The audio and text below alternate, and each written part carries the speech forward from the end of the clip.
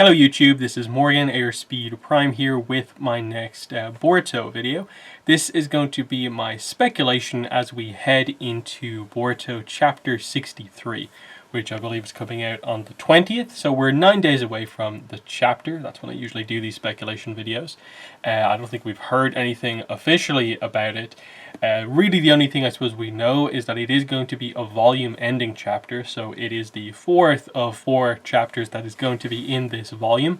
So that usually means something kind of significant is going to happen or should happen as the cliffhanger ending to a chapter and also a volume to set up the next volume's worth of chapters.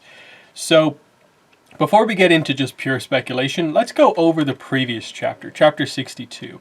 It's one of those chapters where there's not really a ton to discuss, and I believe I said this during my review when the chapter came out, in that it was one of those chapters where the whole first half really just felt like mostly recap for what we got in the previous chapter 61, in that Boruto knew Kawaki had escaped and sort of roughly how he had escaped, and he now has to spend the whole first half of the chapter trying to get across to the guy outside watching them, and then to Naruto that, hey, this is what's happened and this is what I think the situation is. He ends up, of course, going out on his own, and the big reveal, cliffhanger ending to 62, going into the upcoming chapter, is Boruto has joined the Code and Kawaki fight. So that's the big thing that we're looking forward to in the next chapter, is just that Boruto is on the scene here and he has prevented Code from taking Kawaki away.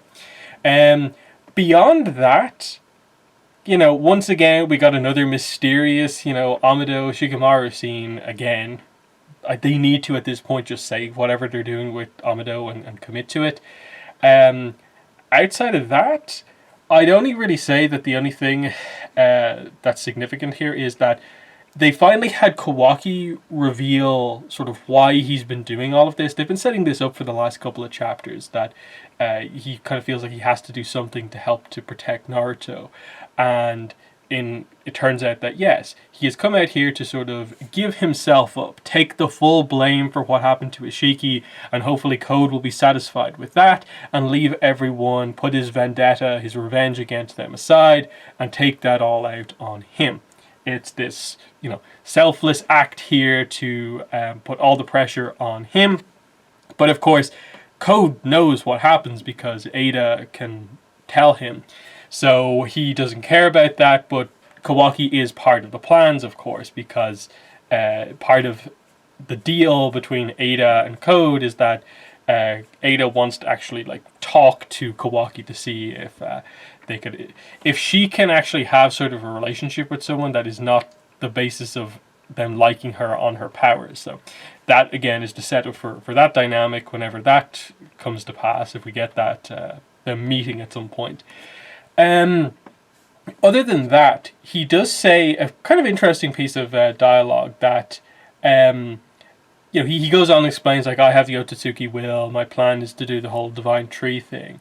But he also says that unless you escape to another dimension, nearly everyone and everything will die. So that's in there for a reason, him saying that you can escape being part of the divine tree if you're in a different dimension at the time. And this obviously connects to Boruto Chapter 1, Episode 1, the flash forward sequence where apparently Kawaki has sent Naruto somewhere.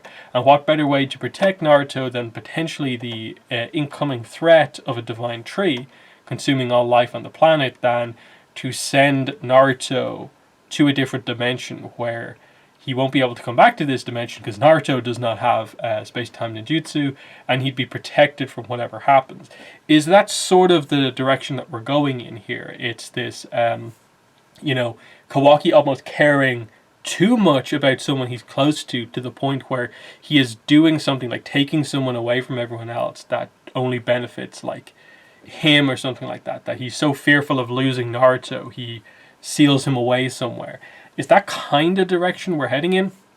Feels like there's a lot of moving parts that have to happen before we get anywhere near that, but it at least presents the idea of a non-villainous way that Kawaki would send Naruto somewhere that is off-world. That's it. That would also help to get across the idea of like, oh, why would Kawaki ever want to get a karma mark back again? Because like he still doesn't have a karma mark. One, where is he going to get it from? Two, he obviously would need it to actually send Naruto there himself. If he can't get Boruto to do it for him, or like Code to do it for him, or something like that, someone who can travel between worlds like this. But again, it doesn't feel like with Kawaki and the direction where they're at right now with Kawaki, that they're quite at the point where they're having him make a sort of, truly wrong decision in his efforts to save Naruto. Like, this one I think is very understandable, what he's done here in terms of feeling that he can sacrifice himself for everyone else. Just knowing that there is this kind of like ominous threat of Code will attack at some point, and the people on his list are the main cast. If I just head out to meet him, I could potentially stop that.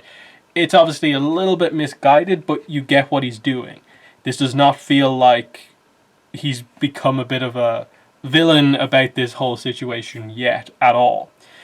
So the big thing obviously is going to, I suppose, more speculation going forward is what does Boruto joining the fight do?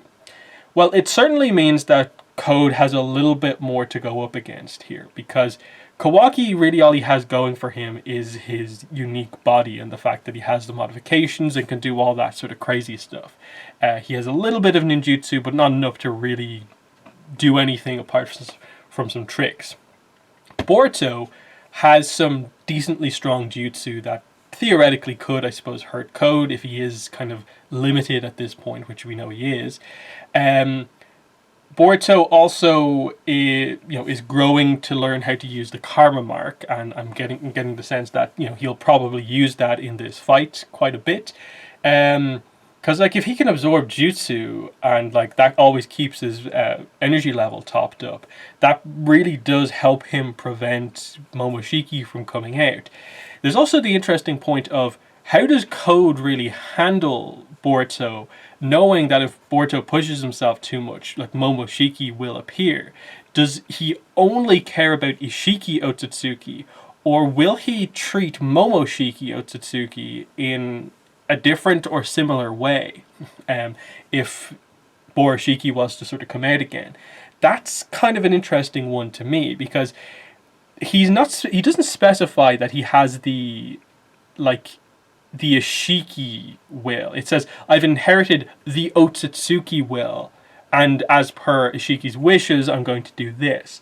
So obviously, like, this planet relates to Kaguya and Ishiki, I suppose, primarily, because they were the two that were sent there. So that's why Ishiki is specifically talking about this planet. But overall, the stuff that the anime episode that happened just yesterday didn't cover as part of the dialogue, from that moment where the spirit of Ishiki came to Code, the whole idea of if you eat the fruit of the divine tree, you will become an Otsutsuki. That hasn't really come up yet, so that's the direction they're having Code head in. So how does the whole different Otsutsukis come into play here? I still feel Code should have the advantage overall, just because I don't think Boruto is at the level where he's just going to be able to dominate Code in any way. The two of them together, Kawaki and Boruto, might cause Code some problems, but I still think we are probably waiting for some backup. And the obvious backup that we're waiting for, which has been teased for a few chapters now, is Sasuke. Sasuke, a few chapters ago, was talking about, like, outside the village, that I don't think he's going to come out of these claw marks outside the village. So he has a sense for strategically what Code is and is not going to do. So he might turn up in the fight. And so the idea of potentially Kawaki, Boruto, and Sasuke to get across where he's at now without the Rinnegan, that's an interesting one, because Sasuke still has powerful jutsu, like he can still, I suppose, do Susanoo. He can still do Amaterasu, and for a variety of other things, just using the Mangekyo Sharingan. So we've still got some power at play here. It's just not the absolute top level. Certainly, he doesn't have the swap places trick to do anymore, which has always served him well in the big fights. Is that a good enough cliffhanger ending to do? Just the idea that like Sasuke shows up in the fight. I'm not sure, because they didn't really have a big cliffhanger ending for the previous volume. That was really disappointing, actually, that when we got to that point. It was just this vague tease of like, ooh, is Amado going to do something to Sumire or something like that? But then it just turned out that he was being needlessly like ominous for no reason, and he's actually still holding back something, but he's not actually up to anything, maybe.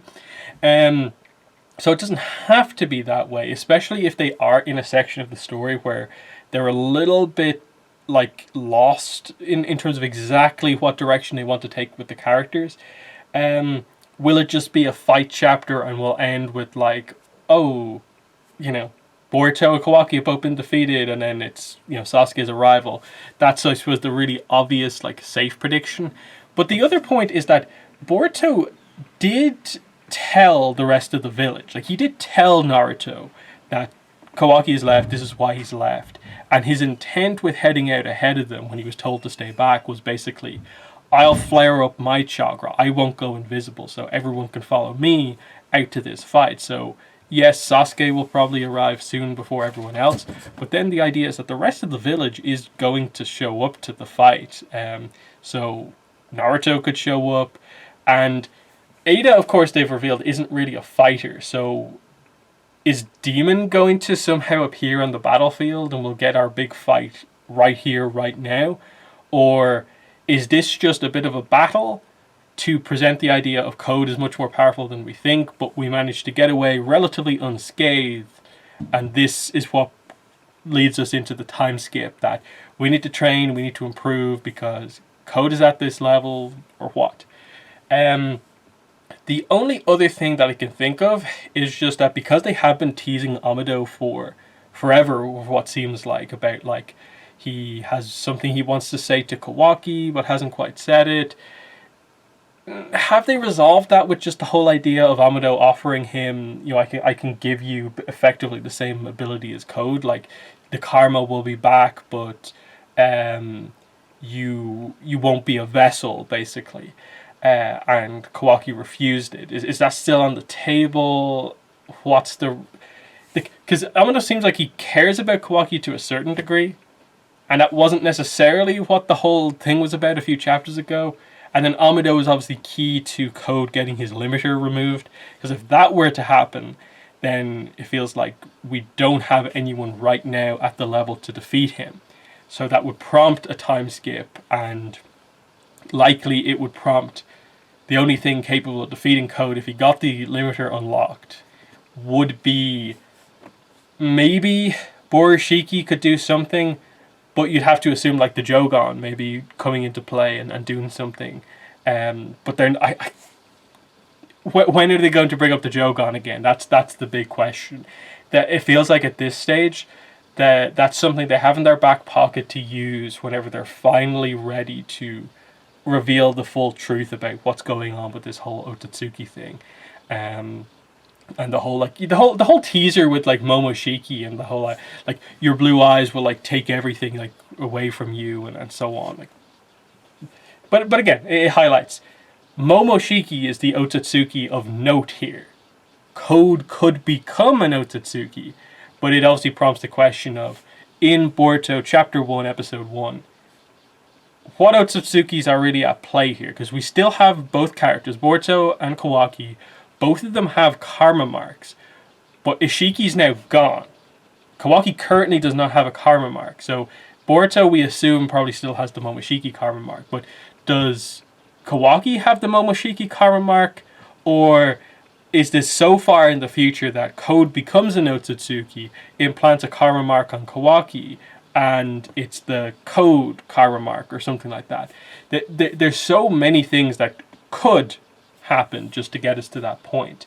And now that we have the idea of you can actually have a sort of you can have a white karma mark that just was like a failed karma, and then Amida, what was what he was offering to Kawaki a few chapters ago. I don't think that was a white karma mark. I think that was just like, you know, you still have the same color, but it just works kind of differently. So it feels like they might go back to that Kawaki has made this decision for now, but that he might want those powers now after whatever happens in this incident. But it's weird because it feels like, in a way, to progress the story, someone has to be taken back to Code's headquarters so you can actually have Ada interact with someone else. And it kind of has to be either Boruto or Kawaki, just to kind of continue that plot on.